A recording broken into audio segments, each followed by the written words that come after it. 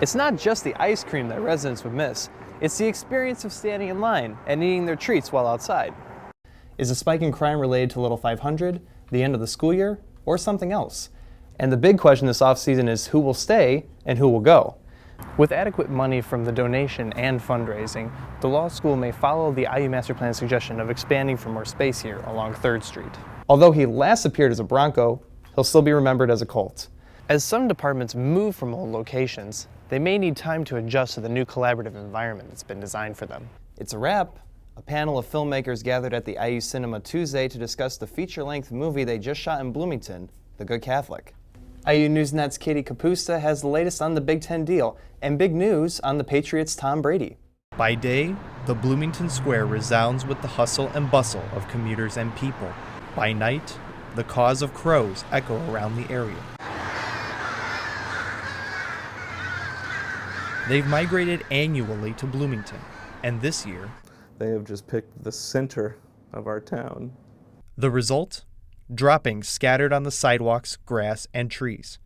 The droppings also covered the parking meters around the square until old recycled street signs were placed above certain ones to catch droppings. Fake owls and sounds have also been used to try and scare away the crows, but have proved ineffective. Crows like to flock to urban environments because there are less predators and plenty of food to eat. I think they're beautiful birds myself.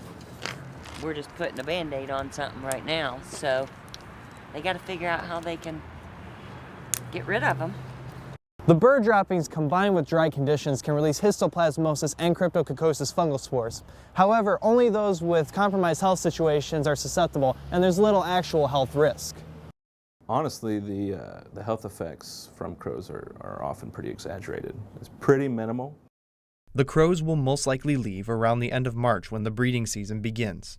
Monroe County will develop a management plan to meet the issues the roosting crows have caused when they do return again, according to Commissioner's Administrator Angie Purdy of the Monroe County Commissioners. For IU Newsnet, I'm Kale Wilk. The National Survey of Student Engagement estimates the average college student spends 17 hours a week studying. That spikes at finals time. Whether it's snacks or caffeine that keeps one awake at night, students have their fixes to stay focused, though some find a different solution. I just had to pull out some crazy grades on all my finals to make sure that I got where I wanted to be. Adderall, for many students, is one of the most abused so-called study drugs at IU. When used legally, it is prescribed for attention deficit hyperactivity disorder and narcolepsy because it increases the brain's neurotransmitter activity. But its ability to improve concentration puts it in demand as an illegal study drug. A 2012 study published in the Journal of Clinical Psychiatry reported 1 in 3 college students said they took non-prescribed Adderall. One of them who spoke to us asked that we withhold his name.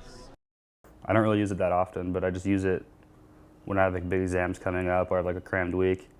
If I need to stay up overnight, it really helps energize you, keep you focused. Doctors say non-prescribed Adderall abuse can lead to sleep disturbance, heart problems, and even psychosis. Aside from its effects, Dr. Craig Spence says it isn't going to make the user any smarter. They may help you focus for short periods of time, but that doesn't mean that you have a higher learning capacity. Matt Selberg, an IU student diagnosed with ADHD who needs Adderall, believes its non-medicinal use is careless. A, it's illegal, but B, you really need to be careful about what you're doing.